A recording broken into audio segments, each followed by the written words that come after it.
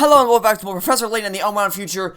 Well, last episode we played through the 11th chapter of the game, which was the time machine facility, and today we'll be playing through what might be the final chapter. I don't know. I mean, it's called The Truth Revealed, so maybe I don't know. Let's just get started.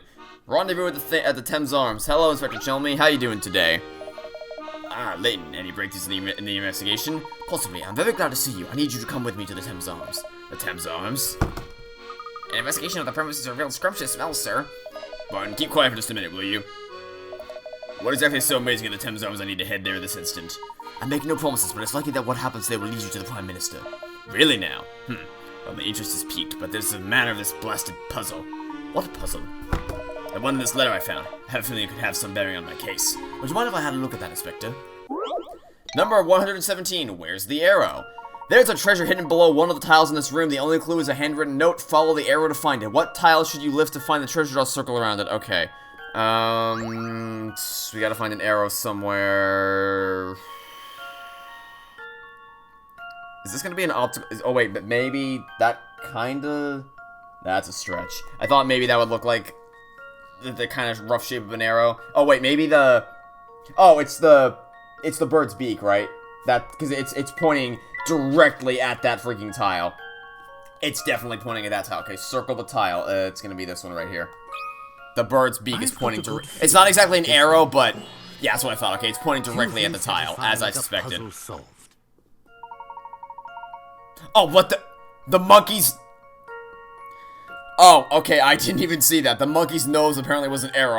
I didn't even see that. I didn't even look that closely at the monkey, but I guess...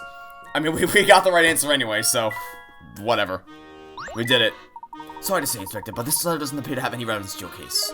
Oh, just wonderful. Another prospective lead fizzles out. I'm at my wit's end, I tell you. Whatever you've got to show me at the Thames Arms, it has to be more useful than that letter. Sure. Well, let's go to the Thames Arms and find out for ourselves. Oh, hey, future Luke. I'm glad we finally met up with each other. What did you run off to? I was doing a little investigating on my own, shadowing a suspicious woman I'd seen in town. I saw her tailing you around town and decided someone needed to figure out who she was. Oh, you must talking about Celeste. Where did you last see her? I lost her at one point, but I just saw her again heading into this restaurant. Seconds later, I saw a friend of ours head in as well. Oh, let me guess, Don Palo. I'm beginning to wonder why I even bother explaining. You guys seem to know it already. Well, you've been hard at work getting to the heart of the case, too. Excellent. I figured you two wouldn't just wait idly for me to return, so now what? All the players in our mystery are here. I think it's time to meet back up with Celeste. Players in our mystery? What's the professor getting at? Okay, look at the size of our party now, good god. Our party is massive. Okay. Hello, not Claire. Oh, I'm so relieved you all made it out alright. I couldn't very well let myself get caught before hearing about the secret you mentioned. Something tells me you've already figured out much of it for yourself, am I right? Huh? Professor, is it true? Layton, if you know something, spit it out. All concerned parties seem to be in attendance, so I'll try to explain things as best I can.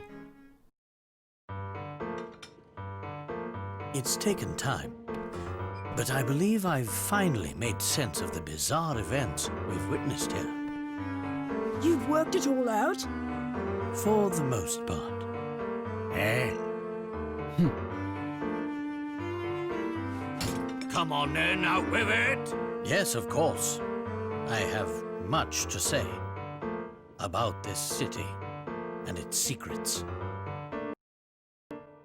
The London we are presently in, this London of the future, is a fake. What? We're doing it again. We're doing it again. That's the third goddamn time in a row. Every single town has been a fake. Every goddamn time. Oh my god. More precisely, it's a set designed to make us believe that we've traveled 10 years into the future. What? Because, you see, there is no time machine. Not here, not anywhere. How in the hell are you possibly going to explain that away? What? We were all led to believe that the clock shop was a portal to the future. Instead, instead it did what? Are we gonna do this the hallucinogenic bullshit from the last game? Oh, it's all in your head. Woo! But the truth about that shop is in some ways just as bewildering. The back room of the clock shop is no time machine. It's a lift leading down into the earth. What? What? How could you possibly...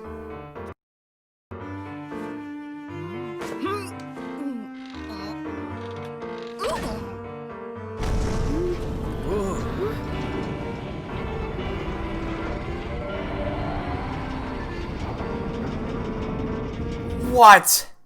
You mean to say we're underground right now? What? If we go out to the clock shop and I look at the sky, there is no elevator leading up there. That's just... What? Precisely. You may have heard of subterranean caverns, as some of them house ancient You ruins. couldn't possibly do this. Some experts theorize that these caverns pepper the entire Earth. You couldn't possibly...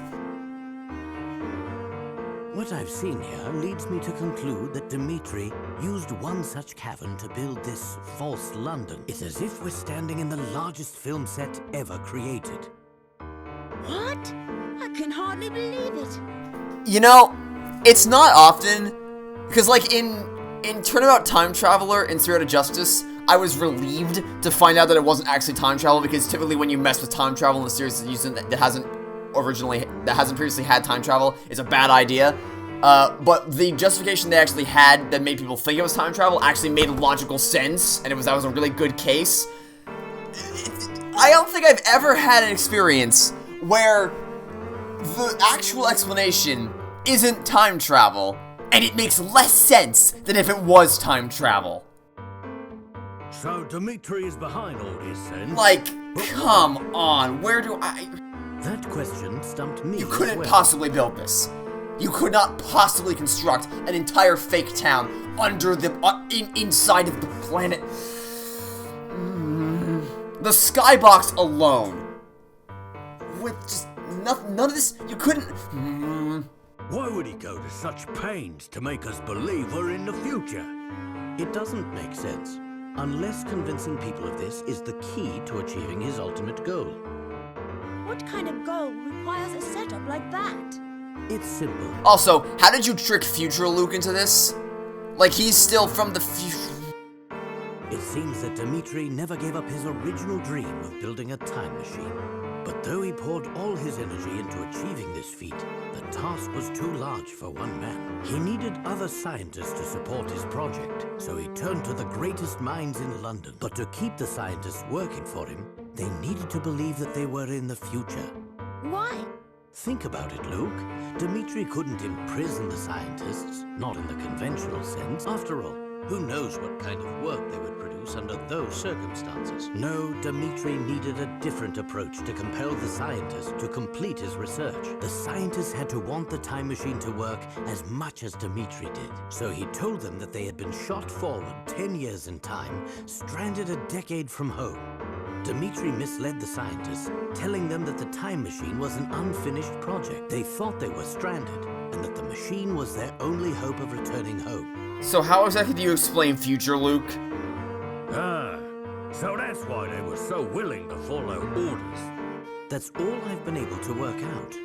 Perhaps our friend here can fill us in on the And rest. how exactly did you figure out that you're under the goddamn planet? I see you've caught on. Excellent work as always, Herschel. The family uses this establishment as a hideout. Therefore, it seemed a bit odd that the bartender didn't so much as raise an eyebrow when we walked in. I have to give credit where it's due. I never imagined you'd work out so much of the plan yourself. I suppose I've no choice but to shut you up for good.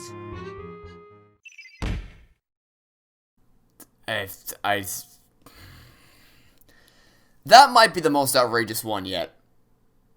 Like, it's close between Layton building a freaking flying machine out of random living room objects in, like, 10 seconds. But this is worse. This is definitively worse. Like, come on. Seriously. Dimitri Allen, you've been watching us the whole time? Oh, he's here. Oh, okay. Sure, yeah, sure, I don't even, whatever. My brain is so thrown from that last reveal that it's just like, sure, that, okay, yep, okay. I wish to issue a challenge to the Professor Bumbling Lum and have no part in this conversation. Bumbling, I'll show you bumbling. It would be wise for you all to stay right where you are. You see, I have laces restaurant, but there's no explosives to low. Sure you did. Oh, no.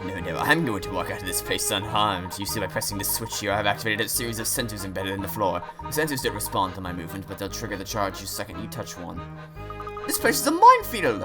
I see you're catching on. Now I'm going to stroll out that door and leave a lot of you behind. Say as long as you like, just remember that when you decide to leave, you seal your fate.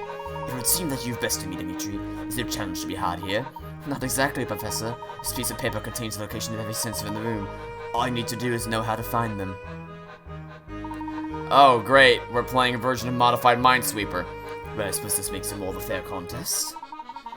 Find all the sensors. Okay, well, this is, alright, so we know that, so this is, I'm guessing the numbers are, I guess I'll just read the description. Final sensors written above and to the left map indicate the, yeah, okay, so we know there's 5 here, and we know there's 5 here, and we know there's 5 here, which makes this easy.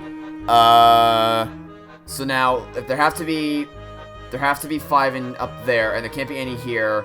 So there has to be 1 here and 1 here in order to make that happen, since there can't be any in the 0 row. Which means that, and there's already 3 there. We have to put 1 there to make 4. Finish the job. Can't be any there or there, so it's gotta be 4 there.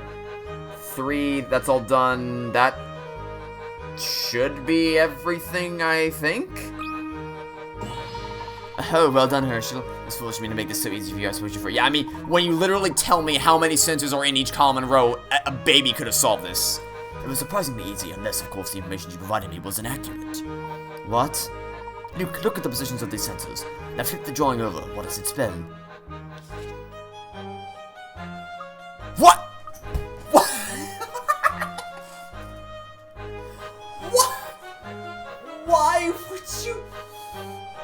Why would you ever? Okay, yep, that.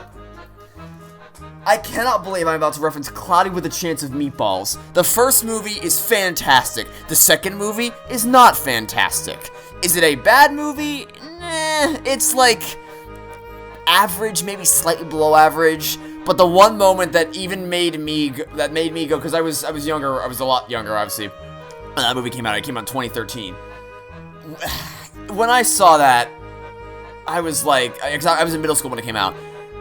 I saw that, and I'm referring to the scene where the main, by the way, spoilers for Cloud with Chance of Meatballs 2 in case you care. The company that's cleaning up Chew and Swallow after the food takes over the thing is called Live Corp, and their plan is to get the Flintstone defer or whatever it's called. The Flint Lockwood, what does it stand for?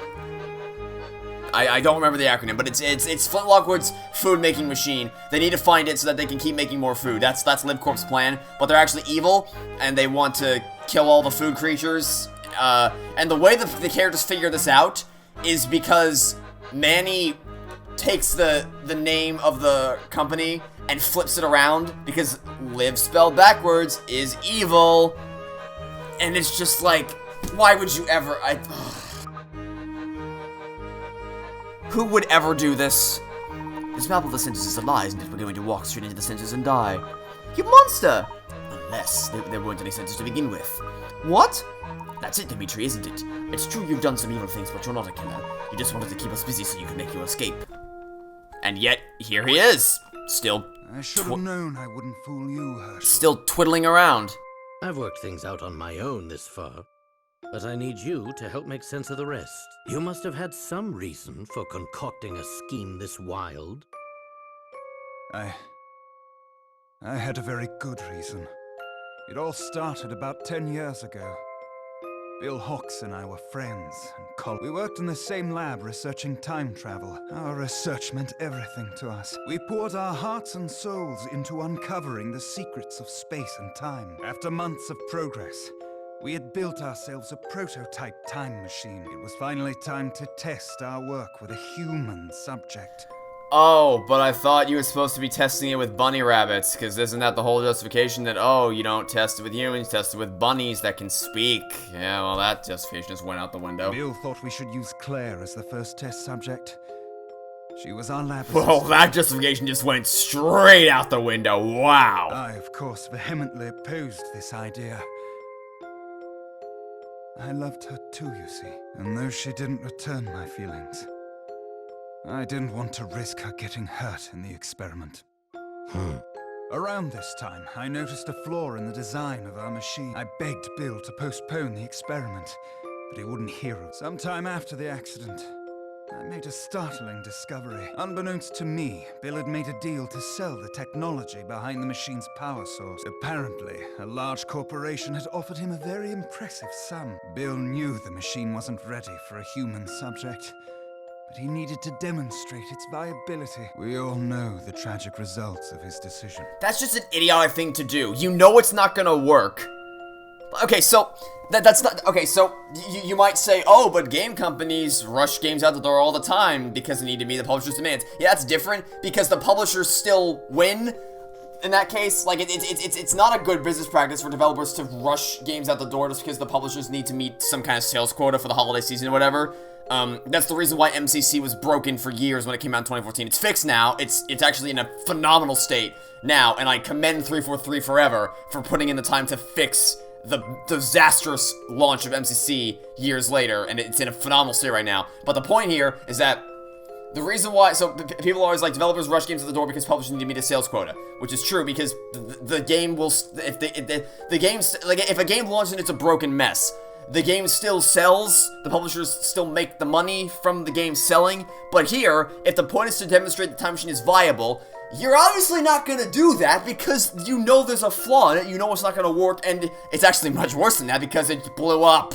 You idiots. What is this idiotic plan? By the time I realized Bill planned to go ahead with the experiment, it was too late to stop. What is this idiotic plan?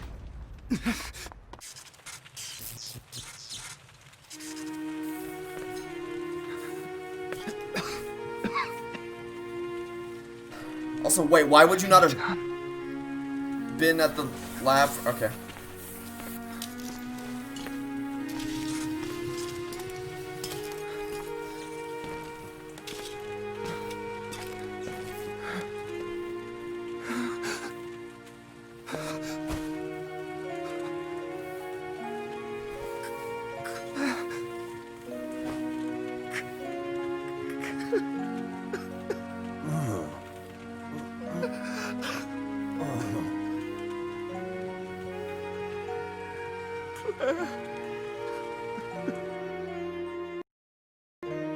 Because of Bill's greed, Claire was lost to me forever.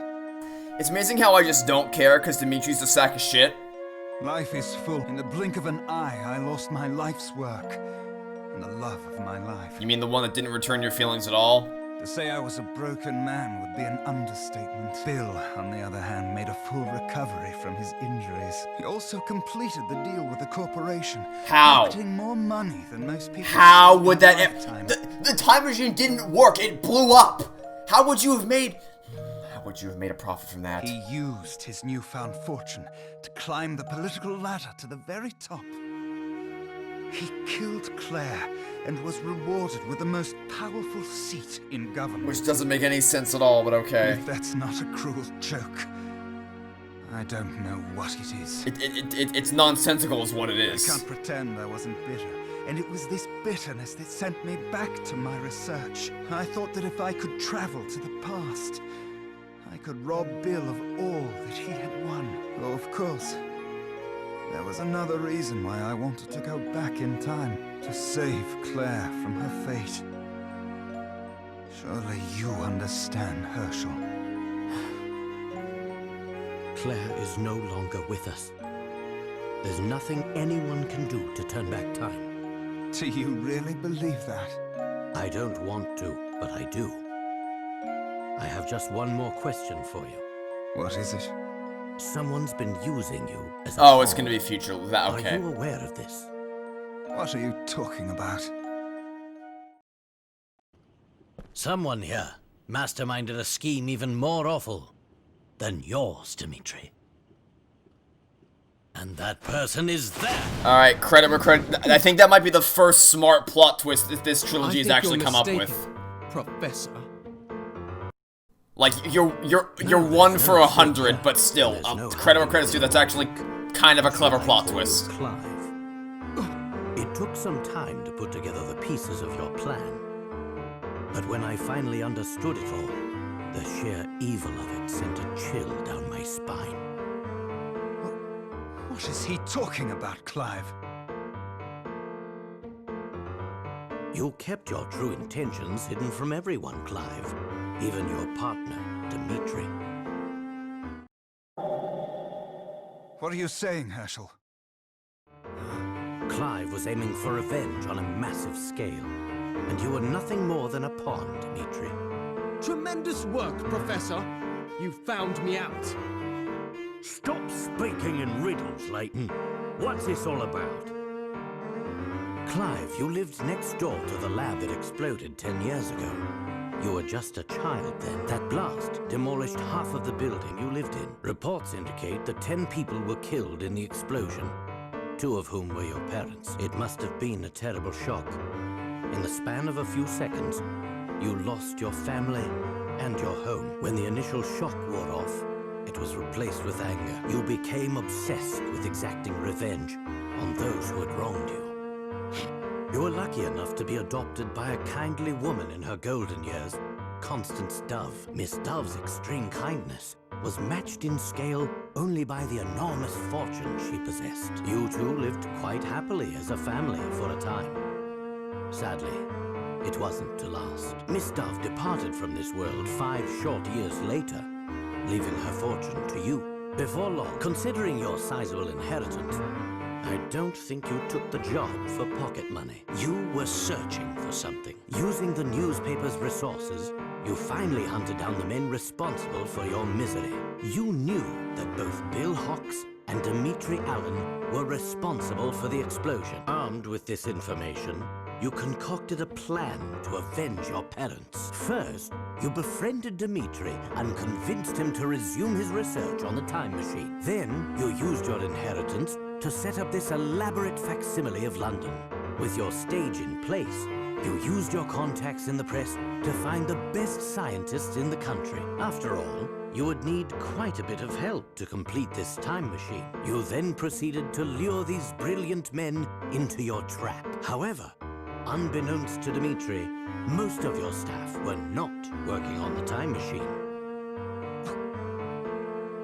Clive had secretly reassigned many of the scientists. You might think of it as his pet project. We don't have all day, Layton. What was the second project? A weapon designed to cause destruction on an unimaginable scale. A weapon?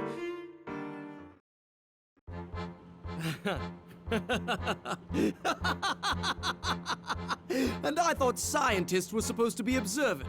While you focused on your machine, I had a different goal. Though some may call it revenge, I prefer to think of it as justice over single-minded scientists and corrupt politicians. What are you saying, Clive? Enough explanations. Let me show you.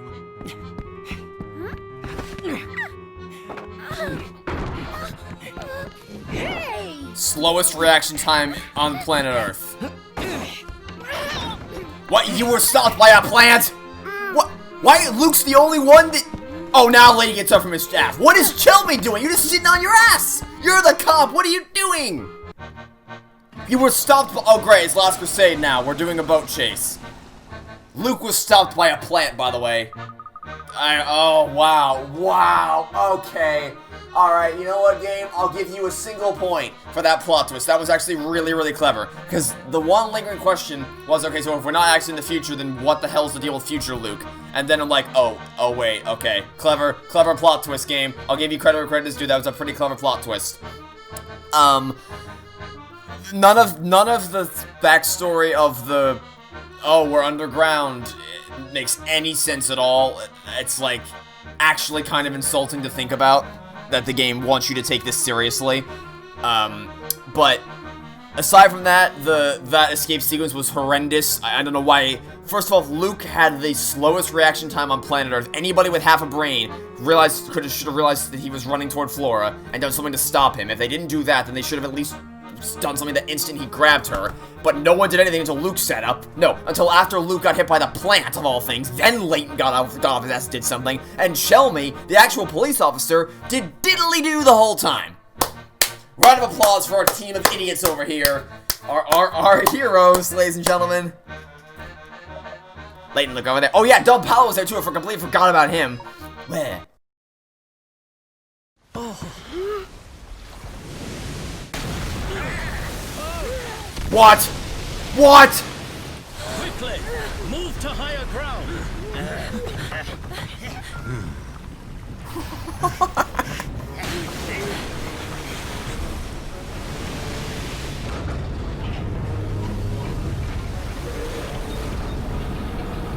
What is this game? What the? By the way, this is all inside the Earth. Because, yup, that's what is this?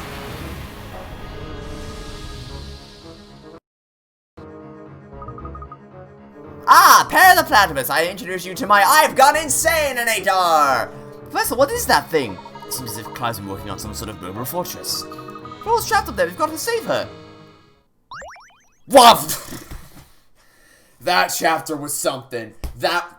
Wow. That was something. That one singular point for the incredibly clever plot twist that future Luke is actually Clive. I will give you one whole point for that.